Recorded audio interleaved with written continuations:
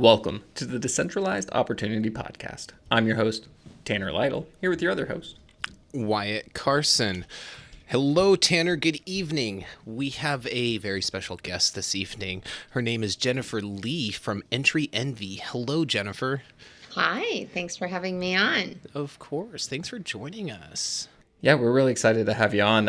One of our mutual friends connected us, and she's been listening to the podcast for a while, and she's like, "You have to have Jennifer on," and I'm like, "Absolutely, shoot me an introduction." And then, almost like clockwork, every single week, she's like, "When's Jennifer coming on?" Oh my gosh! And so today's the day. So I know she's going to be super pumped once this goes live. So She's the best. She's the best. It's funny as you go through life. I'm a very untraditional founder, and I'll jump in a second, kind of what I've created. But I built a list of people over the course of almost 25 years working in corporate America before I became an entrepreneur. And I called it my dream team. And everywhere I have been, I have kept a short list of people that someday when I own my own company, I would go back and say, "Will you please work with me?" And she's been on that list for years. So someday I hope she'll work with me. It would be a lot of fun. yeah, well, if Lindsay's listening, there's a upcoming job coming for you. And then if your bosses are listening, maybe a raise or something. I don't know. Hold on tight.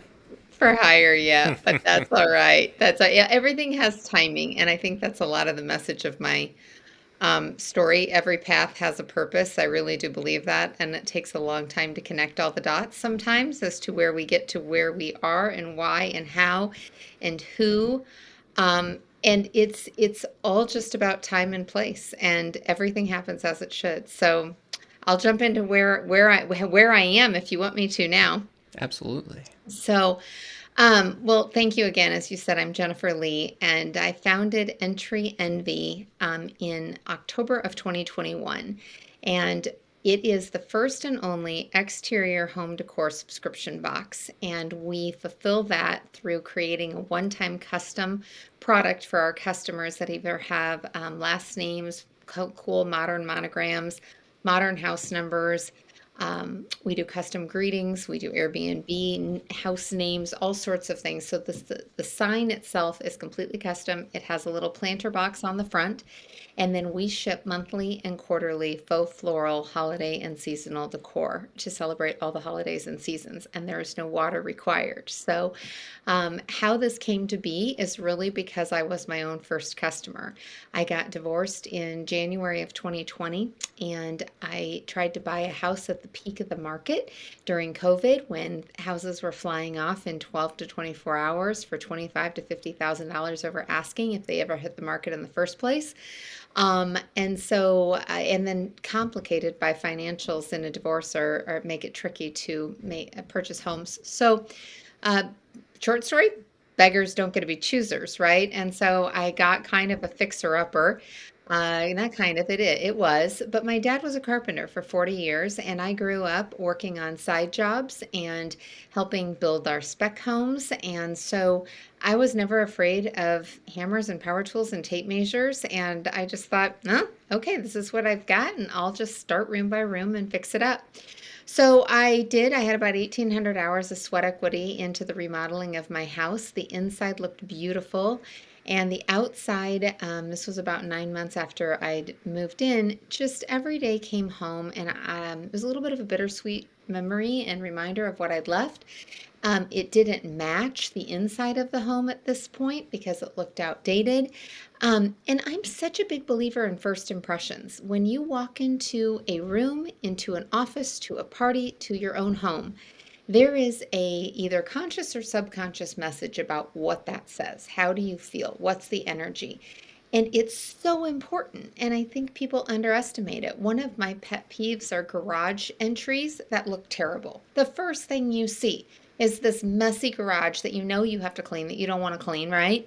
And you walk in and there's shoes all over the floor and there's these coats that are hanging up. And it's like you walk in the door and it's already like you're walking into a disheveled environment. It doesn't feel good. It's like walking into your office and looking at papers all over. It doesn't feel good. So I wanted to feel good when I came home, and I decided that I was out of time, energy, and money, but the easiest way to be able to update kind of the curb appeal and change the decor was to paint the garage door, paint the front door, update the light fixture by the front porch, and move the house numbers that were above the garage, kind of under an eave. They were old, they were falling off, you couldn't see them. And so I started Googling modern house number signs. And first, boring. Boring. House numbers are boring, right? I'm like, okay, well, don't we have anything that's exciting? And the only one that I kind of found that I liked had a small planter box on the bottom. It was a vertical one with the planter box. I thought, well, that's kind of different. But we live in Nebraska. What are you going to plant in this that you could even try and grow something 4 or 5 months out of the year? It's so small, you're going to have to water it twice a day. Now you're going to have water all over the front porch. You're going to rot the wood, and I don't have time for any of that. So I went out to the garage. I had extra wood. I made it anyway. I went to 3 different hardware stores, found some numbers I liked, but they didn't make them in gold. They only made them in silver. So bought a can of spray painted them.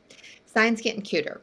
Now I've got to figure out this box, and I knew I wasn't going to put dirt in it. So I go to the craft store and I spend an hour trying to figure out what to put in this that would look cute. And this was right before Easter in April of 2021. So I had to buy 3 foam blocks and I only needed 1. I had to buy a whole bag of Spanish moss and I only needed, this much. I had to buy like 12 or 24 tulips because that's how they were sold, and I needed 3, right? I had to buy 12 eggs and I only needed 1 for my little blue robin's eggs. So $37 later and an hour worth of time, I am sitting here going, oh my gosh, I don't know, now I have to go home and I have to find my wire cutters to trim all of these flowers. I have to find something to poke in this egg so it doesn't blow away. I've got Spanish moss all over the garage. And I'm sitting here going, okay, this is the most adorable thing that I've created. And Easter is in 2 weeks, and I'm going to have to do the whole thing over again. And I was like, no way. Doesn't somebody ship this? So I'm back to Googling home decor subscription boxes, faux floral, holiday and seasonal decor kits, front porch decor. I'm looking for everything. Nothing existed. There was not a single faux floral shipment of anything. I thought, wow. And it was just one of those little God moments that I saw this whole business come together. I was like, not everybody needs a house number, but everyone that I know loves to have something personal on their front porch. They want their monogram. They want a last name. They're buying doormats with their initials on it, right? And we all want to celebrate holidays and seasons, but the truth of the matter is front porch decor is a pain in the rear because the weather destroys it. You cannot keep it. You have to throw it away. It's just, the bugs get into it. You've got sun that fades it, water, from rain and snow and wind and whatever. And so every single season, you're trashing whatever you had and you're having to replace it. And you have to get to the store. It's not just from one store generally. It's a process. So I thought, I know that there are 3.5 million women in the Facebook Fanatics group on Facebook alone that would be interested in buying this. And so I started kind of exploring the reoccurring revenue model. I knew it was a business that would work. Did I have the customers like I thought I would? And so I found a small craft show. I kind of went back to Marketing 101. Marketing was my undergrad. And when I graduated in college, I'm totally dating myself, the internet was just coming out, And so, it was one of those things that my first job out of college, I had a marketing budget of $500,000. I did not know that that was a lot of money at the time for a marketing budget. And I had, training by fire, buying a lot of media, print, radio, TV, billboards, newspaper, yellow pages. And so, but Marketing 101 fundamentally has not changed. Despite the fact we have a lot of different digital marketing channels, you still have to make sure that you have a market who's willing to buy it. You still have to be able to clearly communicate the message. People still buy on emotion as the number one reason, right? It's just the channels have changed. And I'm not going to pretend it's not way more complicated now than what it was. It is. But I knew first and foremost I had to see if there was actually an interested group. And so I found a small craft show in Omaha that has been around for years. It's a high-end target market, and it was going to be in a week. And I reached out to the organizer and I said, I know this is really last minute. I said, I don't have a company yet, but I'd like to have a booth space if I could and bring some samples and just do some market research. And she goes, well, can you send me some pictures of your samples? And I said, yeah. So I sent everything over to her, and she said, okay, you still have to pay for your space. I said, I know, it's fine. And in 6 hours, I'd collected 250 email addresses from women who said, let me know when you go live. I'd love to buy this. And I was like, okay, all right, I've got the market. So the next step was hiring a coach, because I have managed law firms, multi-million dollar businesses for 18 years. That's my background. So after I did marketing for my first 5 years out of college, for a group of doctors, then I moved into marketing for lawyers. And let me tell you, at least the ones I worked for did not spend $500,000 a year on marketing, not even close. So I was working with a whole different budget, and it was very business development oriented, very service oriented. But man, I learned so much about how to manage a business, every single aspect of HR to insurance, liability, all of the employment work, of course, just corporate governance. Sat on all the executive committee meetings and marketing meetings and shareholder meetings, and lawyers make you a really good communicator if you aren't already, because words matter, and everything that they do is oral and written communication, and it has to be perfect because that's how they think. So it's not an easy group to work for, but they made me a really, really strong entrepreneur. And so uh, when I decide I've got this market and I know how to run a company, but I don't know how to start one. And so I hired a coach to help me sort of fast track that, because mind you, I am not done with my remodel at this point. I had about a month and a half left of work to do. I was managing a law firm virtually about 70 hours a week. We were in the middle of a merger with another firm. I was a single mom with 2 kids, and I decided I was going to start a company. So I hired her to help me. And 5 months later, my goal was 6 months, but I hit it in 5 months. We launched in October of 2021.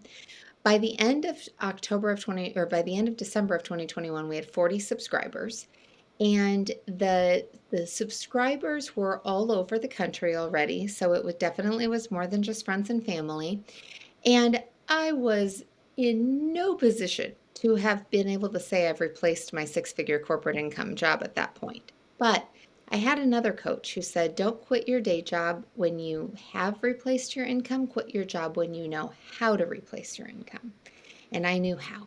And I knew that I couldn't do both jobs well, and with the integrity that I expected of myself for much longer. And I also decided that there was never going to be a good time to quit that kind of a job as a single mom with 2 kids and chase a dream. And so on December 30th of 2021, I walked into the chairman of the board's office and I said, I think it's time. And he's like, okay. He's like, how long are you giving us? I said, as long as it takes. I ended up replacing myself with one of my really good friends in the firm a couple of months later, and have been in Entry Envy ever since. So we had grown to about 300 subscribers by the end of 2022. And we're at about 400 now, and we're coming into our busiest season. We are very seasonal from the time period that people get outside and start thinking about their porch and updating it. And so spring is a big season for us. Summer, everybody's kind of on autopilot, just trying to get through summer vacations and kids being home from school and family reunions and all of that stuff. And then it's at this very moment, as we're coming into Labor Day right now, as we're recording this, that women are tired of heat. They're tired of watering their flowers, and they're ready for pumpkins and gourds and updating their front porch for fall. So we have a lot of really fun promotions that sort of run from now all the way through the end of the year. This is just, again, a super easy, convenient way that makes it looks like you spent a lot of time decorating your front porch, but you didn't. Really, you just paid $30 a month. You got your new kit each month, You swapped it out in 2 minutes and you moved on, and you don't have to worry about storing it. And it's just that it always looks fresh. It always looks great from the curb. It looks like you took time, and that's what we want. So, and it's highly giftable. I mean, we see a ton of fourth quarter sales just because it is such a unique gift item. In addition to the exterior signs, we have interior signs for apartments and assisted living facilities. So it's the same subscription. It's just that it hangs on their door. And we have a small 5-inch box called the Little Envy as well. We do custom logos, custom business card holders. We do names and monograms on those. Again, it doesn't matter what vehicle you put these in. We even have people who use our subscription for graveside stones, like the little urns. We don't care what you use. I mean, whatever it is that this makes your life easier and, is an easy way to be stylish and convenient and just have that. So that is sort of how where we were at. Jumping in backwards a little bit, as we've kind of gone through this journey. We won the Best New Subscription of the Year award from the Subscription Trade Association in June of 2022. Awesome. And then we got into an accelerator program this year at the beginning through Generator. It's called Motion, and they invested $100,000 into our company. And then we won a $50,000 pitch competition in Dallas in June through, again, the Subscription Trade Association in front of about 2,000 people and 4 really high-end judges. So that was fun, a little bit of pressure. Currently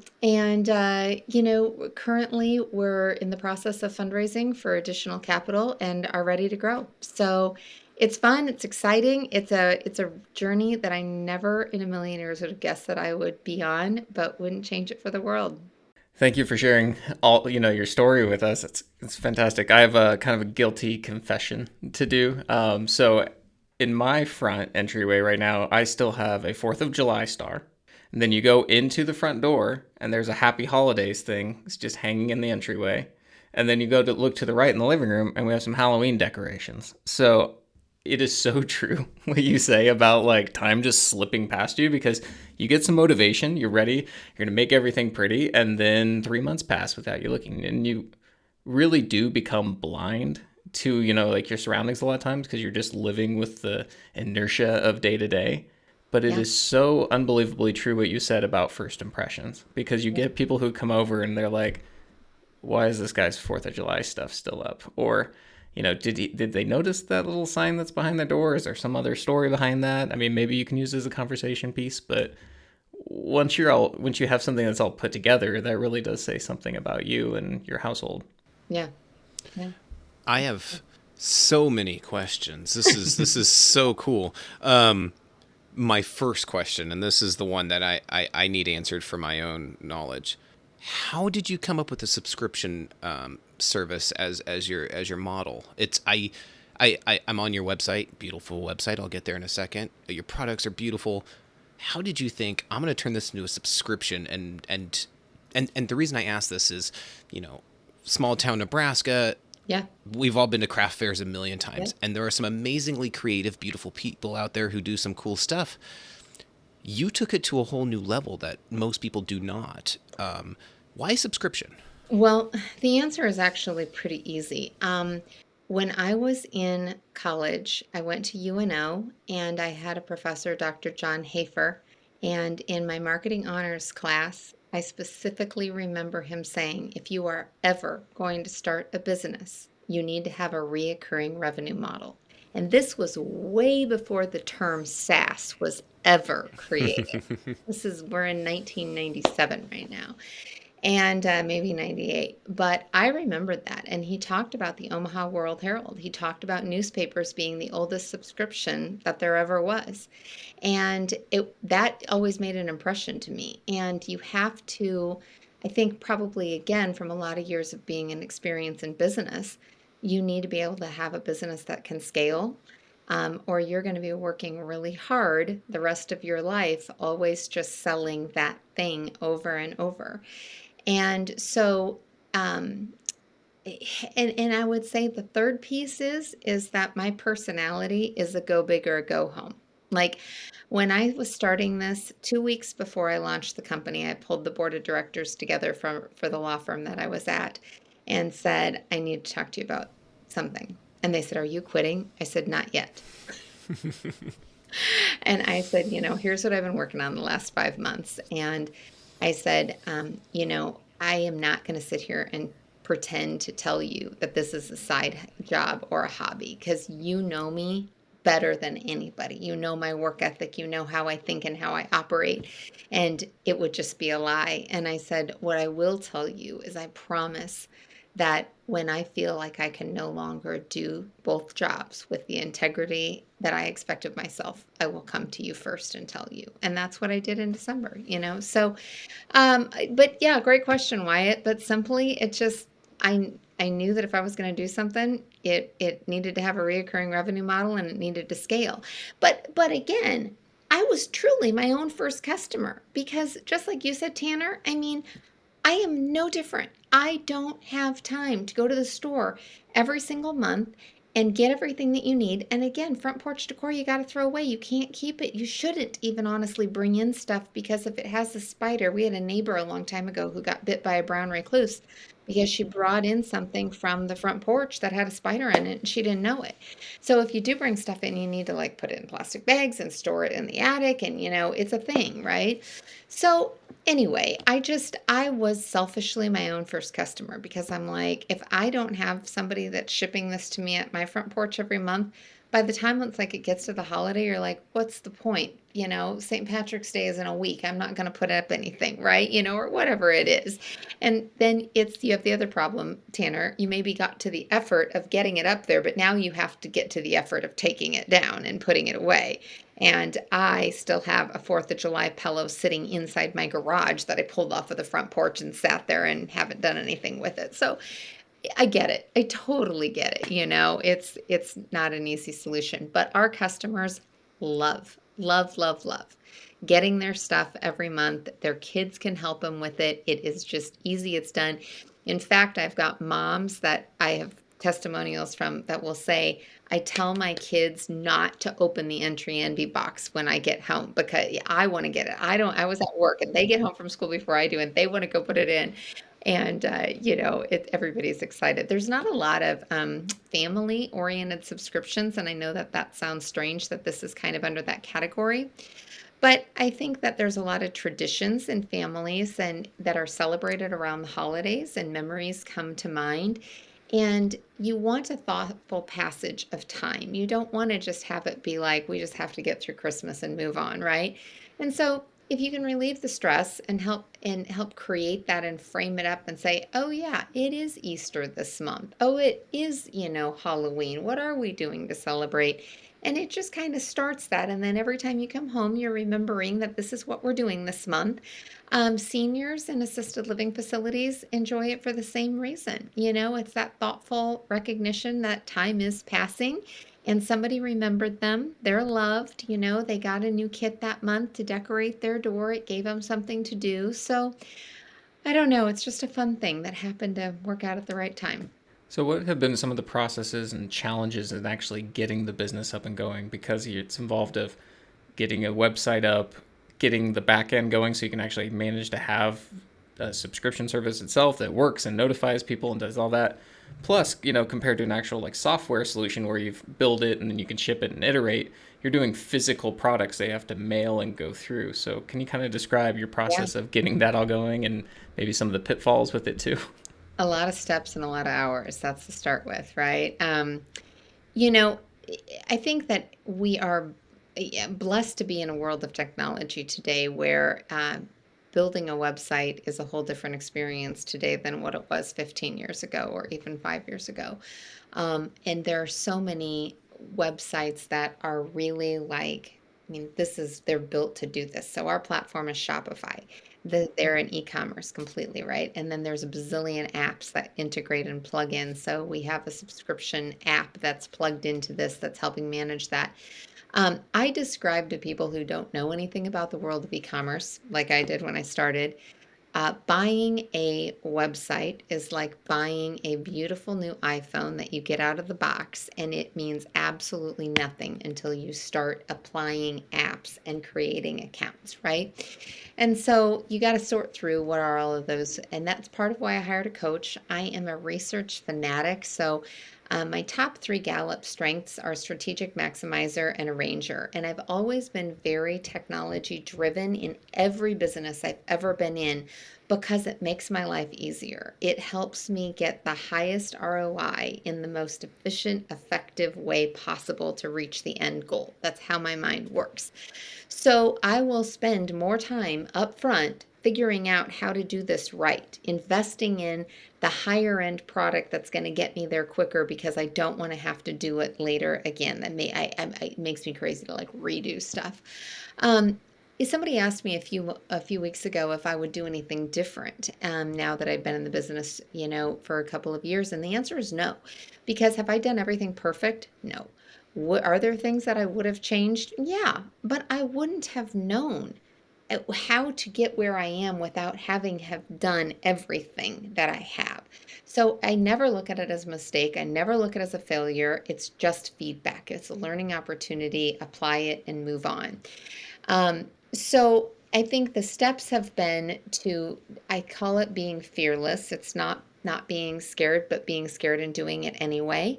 And, taking the risks, making the investment, recognizing that it's going to take money to make money, hiring people before you really necessarily always need them, betting on yourself over and over and over again, paying attention to the numbers, but trusting your intuition because at the beginning you're not making any money, period, and a story. So it's hard to weigh it on that. And, then trying to document, and I think it really does come down to the who's in the position, not just the how's. When you start the business, you are the head chef, the bartender, the waitress, the bus girl, you're doing it all. When you start bringing on a team, you have to start parsing that off, but you need to make sure you got the right people in the right seats. And so I have a full-time production manager who makes all of our custom orders, and she's got a small team that help her. I have a full-time subscription box fulfillment director who has a small team who's making sure all of our subscriptions are going out every month.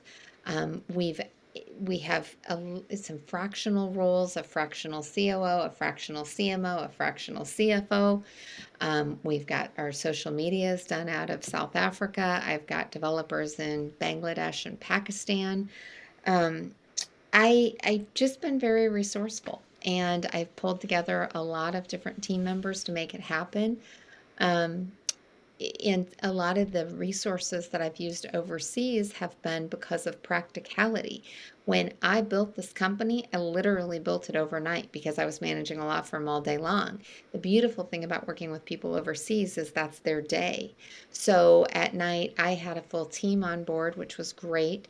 And then you get into the compensation. I mean, it's a fraction of what we're paying people here, and they're just as talented. The money just means different.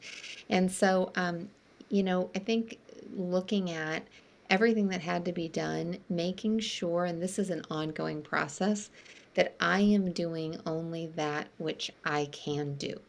And so, as the company has grown, my role has shifted to investor relations, public relations, branding, face of the company, product development, curation of the kits, customer service, all of those pieces. And the machine is being run by team members that know their roles, and they're doing a fantastic job fulfilling them. And every time we do something, and we're constantly doing things that are new. I mean, that's a startup. That is, we're building the plane while flying at 500 miles an hour all the time. And, we document those processes so that the next time we do it, it gets a little easier. The next time we do it, it gets a little easier.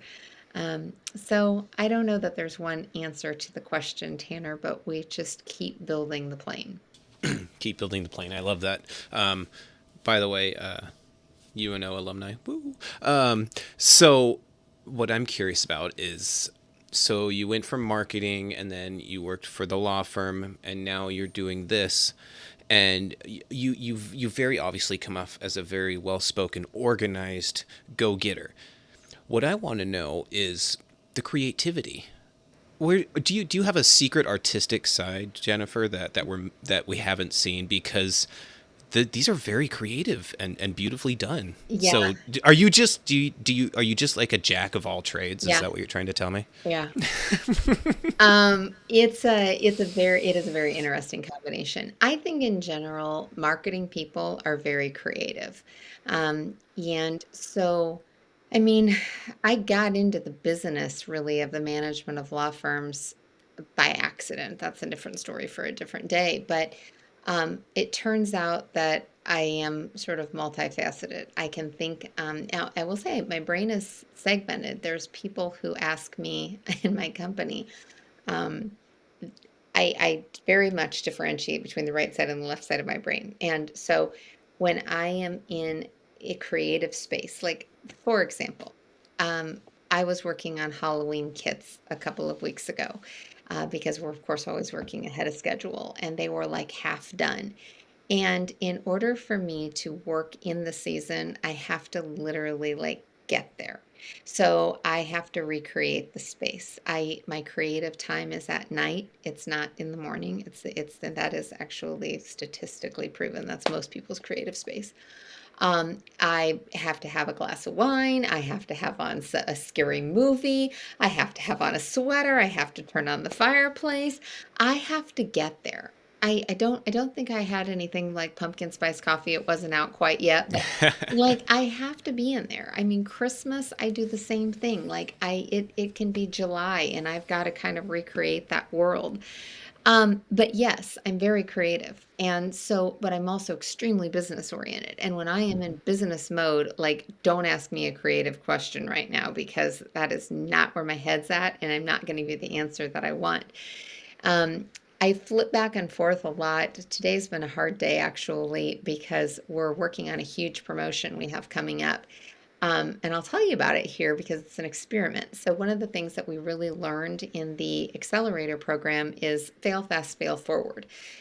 Mistakes are not mistakes, they are feedback, but make them as quickly as you possibly can and get that feedback. So, for example, we tried door-to-door sales. I mean, if you think about it on face value, this product could be incredible for a door-to-door sale, right? Like you literally, here it is, here, let me show this what this looks like next to your front door. Don't you want to buy this? We knew after 3 days it wasn't going to work, and the reason is that women would not commit to purchasing a sign that they had to screw on their house, that they probably were going to have to engage their spouse's help for, without talking to their spouse. And we see the same thing at craft shows. We have a longer buying cycle because and this is where I'm getting into this promotion of why we're going to run this other one. Women have to be, and I'm saying women because those are 99% of our customers, they have to be on their front porch during daylight, during decent weather, with some time with their phone, possibly with their spouse, deciding which sign they want to purchase. Do they want a house number? Do they want a monogram? Do they want vertical or do they want horizontal? What color of sign do they want? What do they want the style to be, right? Like generally people are horrible at making decisions. Like I get this. Now, on the flip side, we have a 95% retention rate over 12 months, which is unheard of in the subscription box world. Because once you've permanently mounted this sign to your house and you have an empty box on it, it's ugly. If there's nothing in it, you have to do it yourself, which first customer here, you're not going to, or you're going to pay me to do it. Then you got to throw it away every month because the bugs get into it, right? So it goes back to the beautiful reoccurring revenue model, but that buying cycle is long. So we knew after 3 days that whole door-to-door sales thing wasn't going to work. So what we're testing, we're doing it for 5 days from Thursday to Monday only.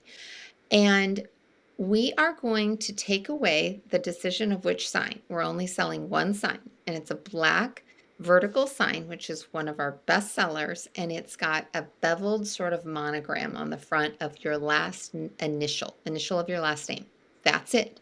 We have a lot of other styles besides this, but that's the one that we are going to promote for this sale because we don't have to send a proof. We're not worried about spelling your last name correctly. I just need to know your first initial. That's it. We're not putting established 2023 on there and getting a year wrong, not available. And we're not doing house numbers. Like this is just the sign. They can choose if they want a white monogram or if they want a champagne gold. And then we're not going to require them to buy the sign. All they have to do is subscribe for 3 months. So $29.99 a month for 3 months. That's it. So they're getting a $129 sign for free for a 3 month subscription, which they would pay for anyway. And I'm testing number one, is this removing a barrier to purchasing a sign? And more so, removing the barrier to deciding which sign to purchase. And we'll see. We'll see what happens. So it's a little risky, but it's also at the same time like you just don't know. You have to test this stuff, and you have to do it at some point. It's kind of like Pinterest ads versus Facebook ads. It will. We haven't run Pinterest ads yet. We are next month, and it'll cost me a couple $1,000s to run that experiment, but I have to do it at some point.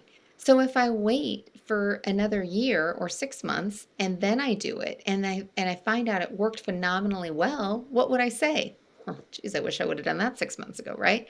So it's get the feedback as fast as you can and move on and figure out what works. So yeah, so that's kind of a fun one. So watch for that promo coming out Thursday through Monday on our website. It'll be super fun. It'll be on all of our social stuff. It's kind of dominating the platform. And so what I was working on today was we're doing a lot of promotion. And so it's like this constant flipping back and forth, but between sort of the business side and the creative all day long. And it was like that yesterday too. So those days are challenging, but they're also really fun.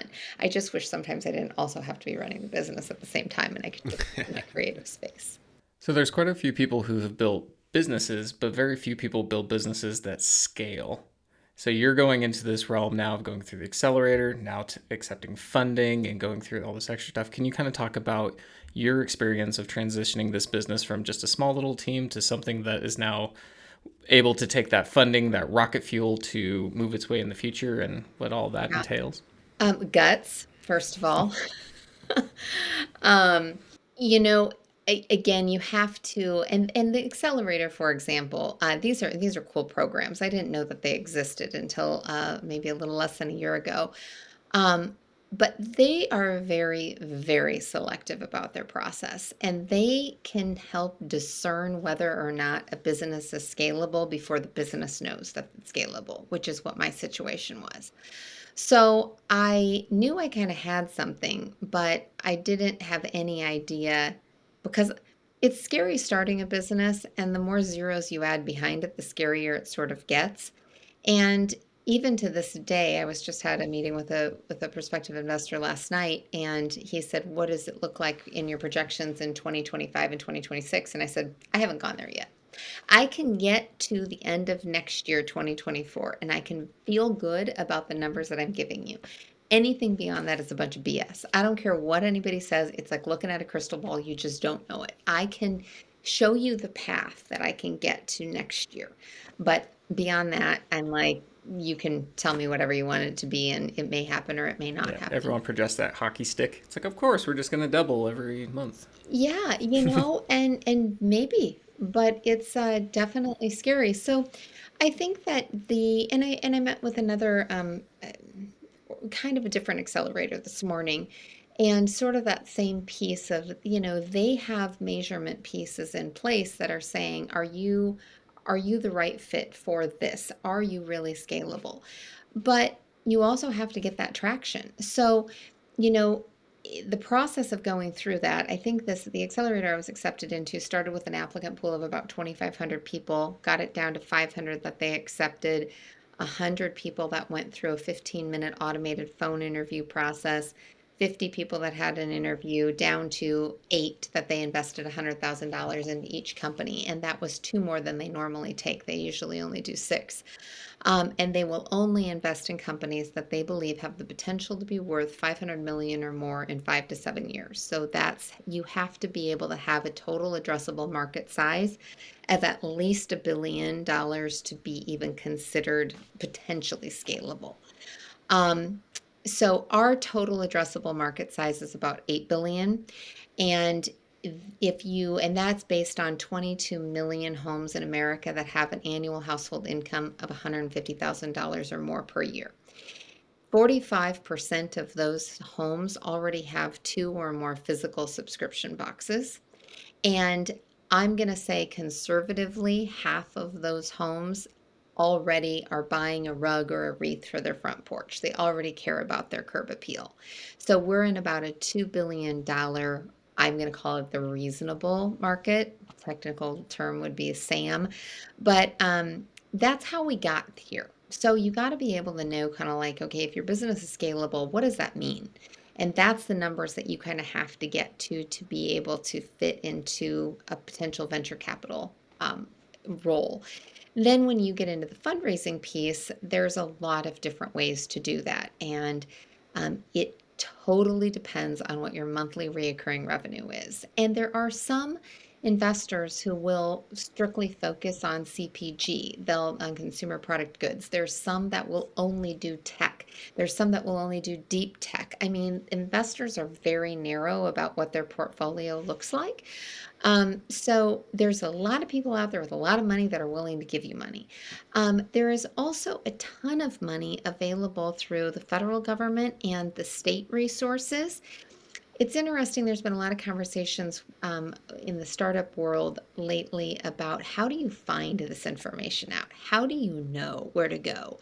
And for me, it would come down to like anything. It's about who, not how. So when I decided that I had a business idea that might potentially be scalable, I called the only person that I knew who I would consider another founder. And I said, Joe, I got an idea. Do you have time for coffee? And he's like, absolutely. And he had had a very successful exit from a prior business. He founded two other ones, and told him my idea. And he said, okay. He's like, here's where you need to go. And I jotted down as fast as I could a bunch of names and organizations and people and terms that I didn't know or understand at the time. And I just started showing up. I started showing up in the places he told me to. I went to the people that he said, go meet and have a conversation with. And I dug into it and I kept showing up. And now I walk into these spaces of startup communities, and I know most of the people in the room. I've, of course, expanded way beyond the original list that he gave me, but had it not been for that one person saying, this is where you start, I wouldn't have known that. So in Nebraska, the places that I would recommend are, there's Silicon Prairie News. That is a great hub of information. Mug News, Scale Omaha, the Omaha Chamber of Commerce. The 1 million cups happens nationally every Wednesday morning all over the country, and we have a great chapter in Omaha. And when that's just like scratching the surface, but when you start showing up at a couple of those events consistently, and you don't know anybody, but you keep going back and you keep going back, every time you go, you will meet somebody that will tell you something that you didn't know before, that will tell you about, oh, hey, did you hear about that $25,000 pitch competition that's happening in 3 weeks? You know, oh, no, okay, I'll apply for that. Where's that at, right? And you just got to keep going. So that's how I learned. And I just keep saying yes. And that's where the guts come in, right? Like it's leaps of faith over and over and over again, and just trusting that there's a net or water below you every time you go, every time you say yes, every time you hire somebody, every time you test a new product. And it just keeps working. And if it's again, not everything's perfect, but you figure it out. You're not going to die. You're just going to learn something. Like that's the way, I think Mel Robbins said that quote recently. She's like, confidence comes from really action, from doing something, and you're not going to die. It's not going to kill you. You're just going to learn something. And that's exactly right. But that's where I would start. If that answers your question. Yeah, absolutely. Yeah, I love that you're not going to die phrase, because in our brains, it's hardwired it used to be, if you did something, you could die. And then now we live in such a world where the risk is so low, but we still have that instinct to be like, I don't want to pick up the phone and call that person, because you're afraid of the repercussions of it. But then by just going out and doing it over and over again, you realize, okay, this isn't that bad.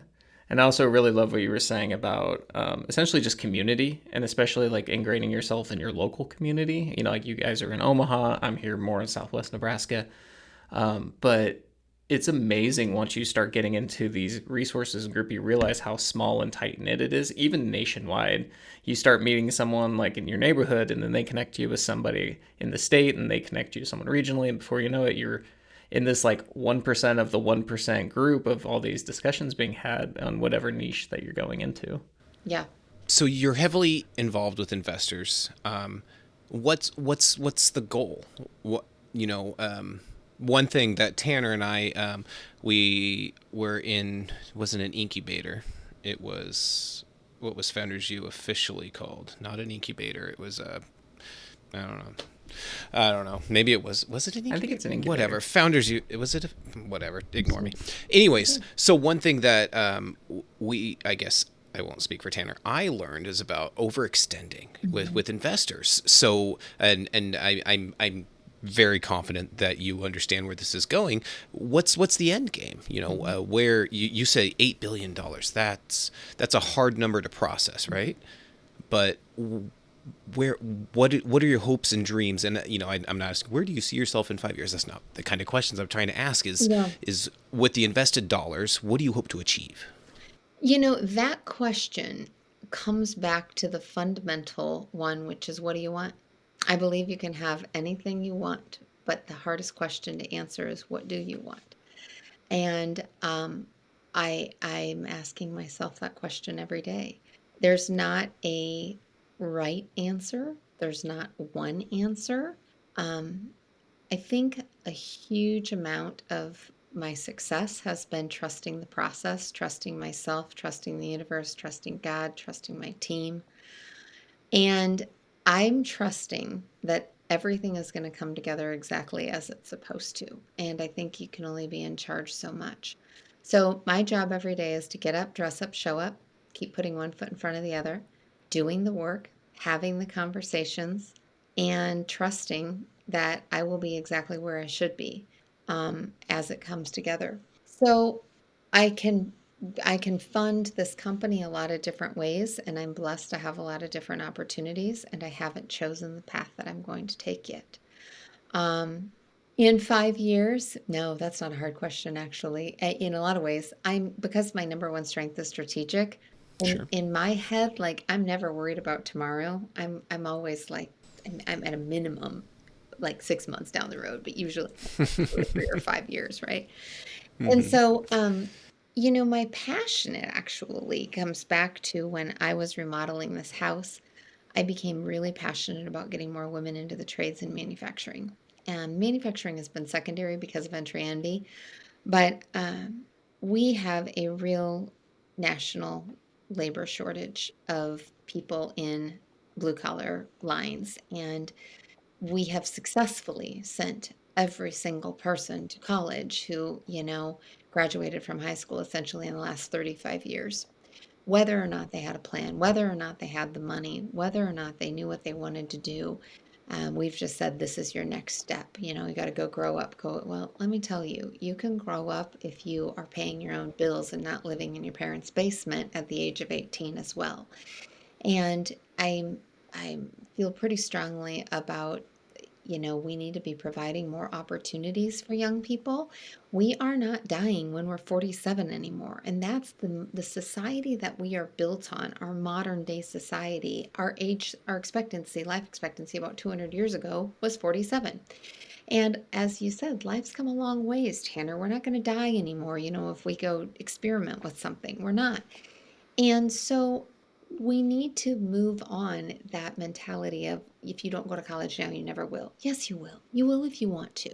You're going to have multiple careers. And so let's make it an option, and not just an option, but an acceptable societal option, to not lose 4 years of earning potential when you don't know what you want to do and you don't have the money to do it.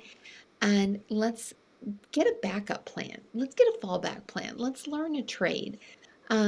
We truly are going to have an economic infrastructure crisis if we don't. And here's the issue, is that by not including, very intentionally, women in the conversation, we're excluding 50% of already a very small labor pool. So in corporate, we have had DE&I training for the last 10 years pretty prolifically, not happening in trades and manufacturing. the leadership is not been changed. We have successfully graduated more women than men from law school and medical school for the last 10 years. We are only graduating 15%, maybe 20, depending on the school, from architecture and engineering that are women. And the blue collar trades industry and manufacturing, 2 to 5%, depending on what statistics Wow. you read. And that number hasn't changed since 1940 from World War II, when women first got into the fields, because all the men were at war. And so I think that my goals is that Entry Envy becomes a large scale manufacturing and trades company, essentially, for women. Everyone I have right now is a woman, and it's amazing how much these girls that are making signs and sanding and painting and they using power tools, right? They love it. And alike to that, I have the other side, which is crafting. I mean, one of my great employees, she's like, I just get paid to craft every day. It's awesome. She loves it. And so, and I have a waiting list of people that want to work for us. So, what are we doing different? And number one, I have no hours, no set hours. When you give women a task list and say, this is what needs to be done and when it needs to be done by, and you just basically give them a key, they show up and they do it. And it's amazing. So, I want to build this company as a successful model that is different than the way other companies have done. And because I have been working with very strong men for the last 20 plus years, I have no problem holding my own and being very diplomatic about walking into a leadership role of a lot of men in those industries and trying to educate them and learn from them about how can we fix this? What do we need to do to be able to successfully attract, hire, and retain women in those environments in order to help the industries? So that's the altruistic goal, not probably the top. That's amazing. So not only are you super driven, organized, and creative, but now you're inspirational. Dang it, Jennifer. Man, this is amazing. Very great answer. Thank you. I love the idea of like not having set work hours. It's really neat to let you kind of for your employees to find a balance. One thing as an entrepreneur I struggled with when I had my own company compared to being in like a corporate job like I am now is actually trying to not overwork, because I myself am a very driven person as well. And I spent probably about 10 years or over 10 years working 100 hours a week. How do you, and for me personally, I was far too tilted on the scale to where it was like blinders always only about the company. How are you trying to make sure you're keeping things in perspective while still keeping your foot on the gas, though?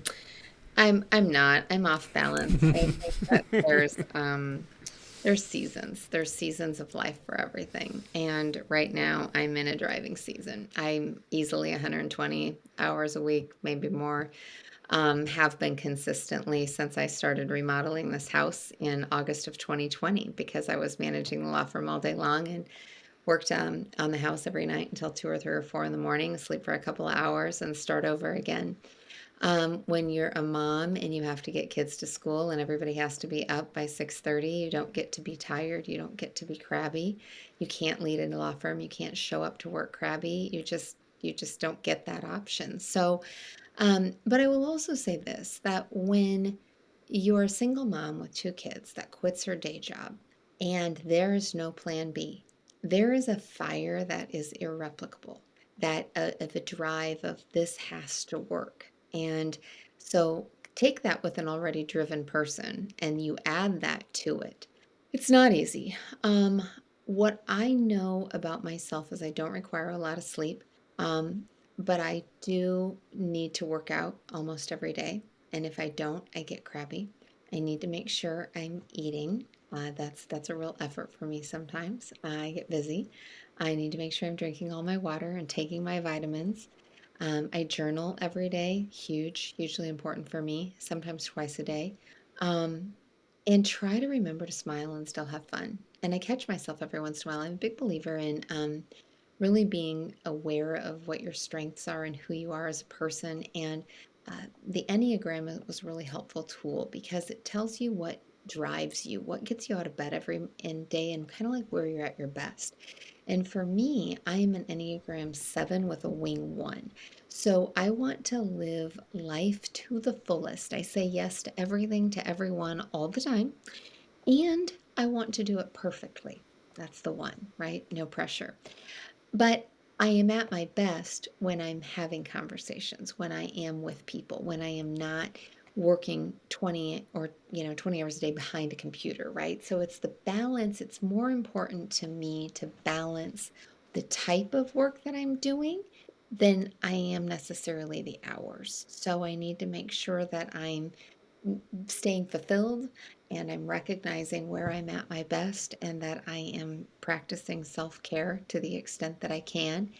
And I think because that number one strength is strategic, I know that this is not forever. I know I will always work hard and I always have, but I will not work 120 hours a week forever, but I will for as long as it takes. So what is that definition of when is enough? That's another podcast. But um, it's probably solid for another 3 to 5 years, and I'm okay with that. It's not forever. Wyatt and I've been discussing, you were talking about the pressure. It's like a very final thing because you're taking out, if there's no backup plan type situation.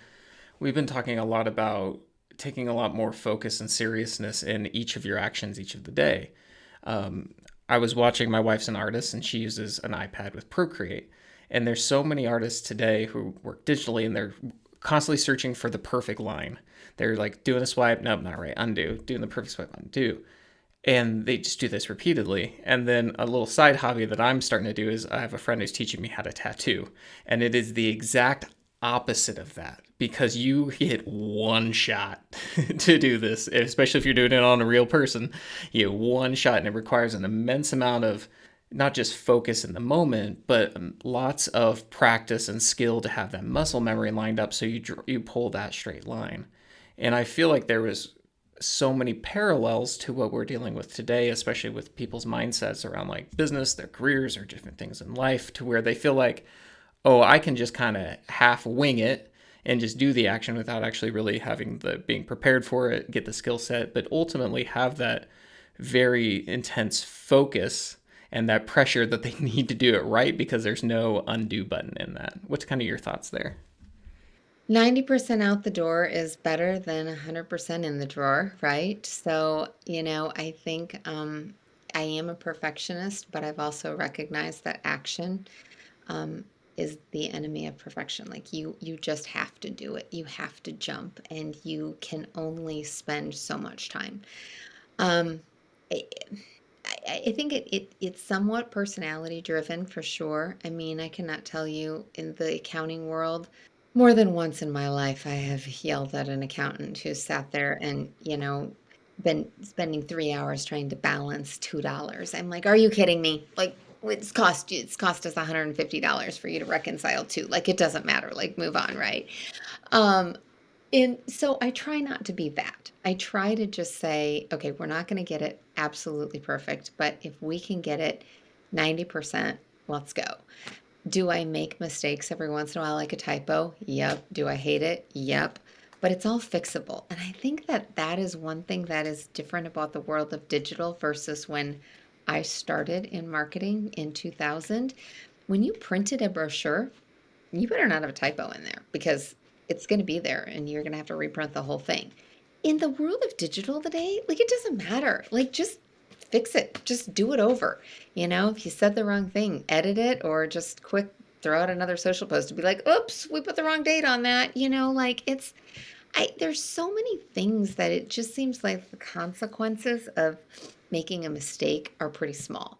And I hear what you're saying because when I worked for surgeons for my first 5 years out of college, same mentality. Like there's no second chances. Like it is a very real immediate consequence when we make an incision here. They're going to die if we screw up, right? And I don't live in a world like that. Like, there's nobody that's going to die. And we're not saving lives, by the way. We're just making front porches pretty. Like, there's nothing really serious about this company. It is fun. It is to make people feel good and to enjoy it. And that's what I have to remind myself, because I'm taking it seriously. I am the one who's put my life on the line and my future and my children's future. But at the end of the And day, see, that's where the seriousness, I think, what I'm trying to get at is you took the leap from your job. You're putting your livelihood in the hands of this business. You're putting your kids' livelihoods in the hands of business. That is the serious part that I'm focusing on, because there's so many people who are always like, they come to us. We get people to like message us or talk to us all the time, like, oh, I have this idea for a business. And this, and they never actually start it. Or if they do, they get like part of the way through, but they're half in, and they're like, oh, this isn't working out. And then like that metaphorical undo button in the digital art, they just go back. Oh, I'm just going to stick with the status quo. And so I think that's really kind of the point I was like leading to, where you really have to kind of take that permanent plunge, but make sure you're really focused on it, because if you're not, then that's probably where you're gonna there's trip no and plan fail. B. There's Yeah. no plan B, right? Yeah. So, I mean, it goes back to like, yes, huge risks. And the bigger the business gets, the bigger the zeros get, the bigger the risk is all the way around, and the more courage it takes. I equate having having a business much to having a child. I can put so many parallels together. And, if we, I would love to have a 5-year-old business right now, right? Like, I would love to like fast forward through the newborn stage and the toddler stage, and like, can we just now be at the table kind of feeding ourselves? And we're not there yet, but it's just like having a child. If you had if a 5-year-old came out like on day one, you wouldn't know what to do with that kid, right? Like, you know how to raise that child because you've been with them since day one, and you know how to respond, and you know what they're going to kind of do when this happens, and you know that all of these pieces. So, um, I just think that it is scary, and there isn't an undo button per se, but you just keep going. You keep figuring it out. And I think that the people who stop, there's a saying, who said it? Famous quote, stopping short 3 feet of gold. And if there's so many people who did that, it's a great story. And in back in the old gold mining days, and if you stopped 3 feet short just because you weren't willing to keep trying and keep going, and don't get me wrong, like, don't drive the damn thing off the cliff. Like, if the business is clearly failing and not going to work, then stop, right? Let's stop the bleeding. But if it's just that you need to give it a little more time, and you're not being persistent enough, or you're not investing enough money, or whatever it is, then don't make that mistake, right? Like, keep going until you have a sign that says, no, you got to stop. And there's been a lot of conversations that, 78% of startups fail. 95% of female founded startups fail. So you are sitting here talking to me right now, and I have a 5% chance of making this company work. And I know it, and I knew it when I went into it, and I still did it. And for me, I will wonder the rest of my life if I'd stopped. If I didn't do this and I came up with this idea and I didn't pursue it, I would just always wonder. I don't want that. I want to live life to the fullest, and I want to know that I gave it my heart and soul and I did my best. And if at the end of the day it doesn't work, I will be able to go to sleep knowing that I did my best and I tried. But there's 5% that make it, and by every indication, I just think I'm in it. So that's what we're going to go with. If it matters at all, I think you're in that 5% too. So Jennifer, this has been a truly, I guess I didn't really know what to expect coming in this interview, but this has become inspirational and thought-provoking. But we're nearing the end of our time here. So I wanted to give you the opportunity to talk to our audience, tell them where they can find you, where they can, find Entry Envy. And of course, as always, you can look in the show notes of this podcast or our YouTube videos, and we'll link everything in there. But where can we find you? You will find Entry Envy wherever you are social. It's Entry_Envy on Facebook, Instagram, YouTube, TikTok, Pinterest. It doesn't matter, wherever you're social. Threads now, Twitter, like, we're there, and LinkedIn. Like, I don't think there's anywhere we're not. And then just entryenvy.com. So keep us in mind for your own front porch, for holiday gift giving that's coming up. We are looking to always build our subscriber base at this point, and we know the people who really love our products are women who love front porch decor. They're already buying wreaths and rugs and things for their front porch, and this is easy. But we also have a significant number of women who are scared to step foot in the craft stores, and they're like, just have this thing show up to my door, right? And we'll make you look great. So entryenvy.com. Fantastic. And again, thank you so much for joining us. And thank you, everybody who made it to the end and is still listening to us. Please like, subscribe, visit Jennifer's website, check it out, and look for the 3-month $30 special, or 3-month $90, I guess. Yep, you got it. Thank you. It's in there. All right. Well, we'll see everybody next week. Bye-bye.